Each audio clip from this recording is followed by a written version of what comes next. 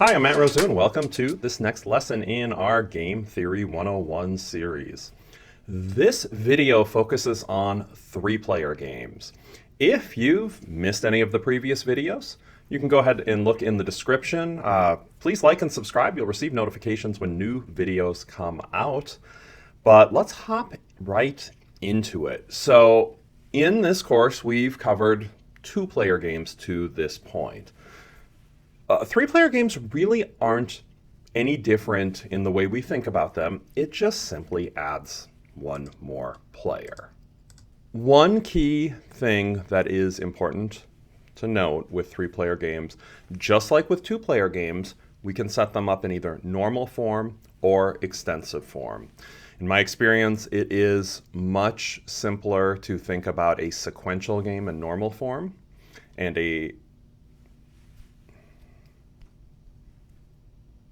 in my experience, it's easier to think about a simultaneous game in normal form and a sequential game in tree diagram form, extensive form.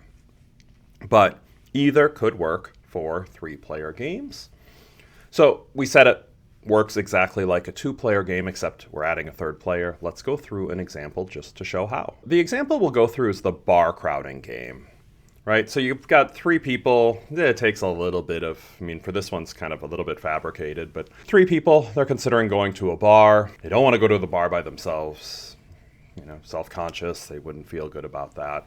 Three people, they really don't want that either, right? Maybe it's a place where conversation between two is good, but not really all three at once. But be happy to go to a bar if one other person goes. That's kind of the general logic behind it. Let's go ahead and look at the payoff matrix for this bar crowding game. Three characters here: Gus, Yelnick, and Tolbert. So when looking at the payoff matrix, remember when it was a two-player game, the row player's payoff was listed first, the column player's payoff was listed second. When we have a three-player game, we now have a row player. And here we have Gus. We have a column player, Yelnick. And then we have, an upper column player or a block player that is playing the first block of columns and the second block of columns, and that's Tolbert. Gus's payoff, the row player, is always going to be first again. And then as you're thinking about second and third, it kind of goes up. So the payoffs are really going in a diagonal, if you're kind of following along on the screen. Gus, Yelnick, Tolbert for the payoffs. And that's going to be really important. You have to keep the order of the payoffs straight or you will not solve the problems correctly. So it is crucial, this little technical point, that you do kind of internalize this if you're going to, if you're taking the class at Susquehanna and, test problem comes up, you really need to know it. But if you want to follow them in general, right, this is something you definitely need to know. So, mentioned, all going to the bar, that's too many. So, overcrowded, we'd say it's a payoff of -1. If staying home is just always a payoff of 1. You're fine staying at home. It's a payoff of 1. So, anytime you see somebody staying at home, they get a payoff of 1 exactly. If somebody goes to the bar by themselves, they get a payoff of 0. And so, if you note here, right, Gus stays home, Yelnick stays home, Tolbert goes to the bar. That's this cell. Gus and Yelnick stay home. They each get a payoff of 1. Tolbert goes to the bar, but nobody else does, so it's a payoff of 0. Flipping over here, Gus stays home, payoff of 1. Yelnick goes to the bar, payoff of 0. Tolbert stays home, payoff of 1. Once again, first number, Gus, row player. Second number is the column player. And the third is think of it as the block or the group of columns player, player 3. All stay home. They all get a payoff of 1. Now, remember, we mentioned they'd like to go to the bar if only one other goes. So they get a payoff of 2 if that happens. So when Gus stays home and Yelnick goes to the bar, Tolbert goes to the bar. That's this cell down here. Payoff of 2 for Yelnick and Tolbert, payoff of only 1 for Gus. And we have 2 others where the payoffs, the game is symmetric in the sense the payoffs are the same regardless of which player is making the action. But of course, here it's Gus and Tolbert going to the bar and Yelnick staying home. So Gus gets 2, Yelnick stays home and gets 1, Tolbert gets 2. So that's the payoff matrix for this particular game. Let's go ahead and solve. So what are the Nash equilibria of this game? Well, I would hope that without doing anything, even if you've had no game theory, you would look and you'd instantly see all going to the bar cannot be a Nash equilibrium, right? They're all getting a -1 payoff. Anybody makes any move to the contrary, and the payoffs increase. So, right, -1, if Gus, instead of going to the bar, went home, the payoff would be 1. Same for Yelnick, if Yelnick made that choice. Same for Tolbert. And Tolbert's, we got to go over to the next block. So if Tolbert, instead of going to the bar, stays home, and the payoff goes from here to here, Tolbert goes from -1 to 1. So what we know is this is not a Nash equilibrium. And I'm going to go ahead and...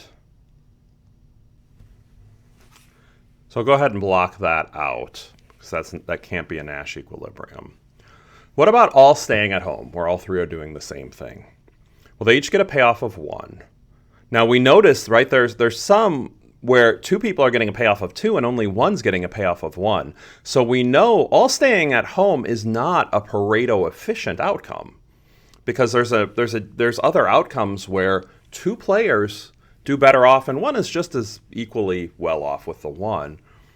So it's not Pareto efficient, but is it a Nash equilibrium? Well, would anybody want to unilaterally change their choice?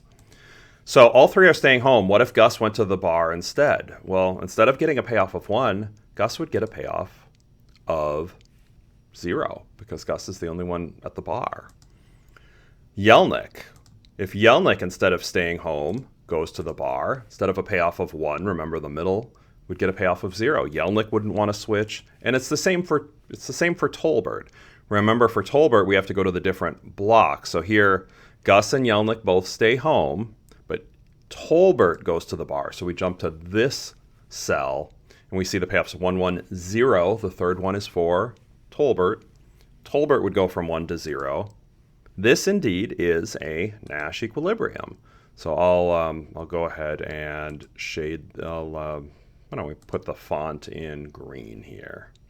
In case that shows up, let me put.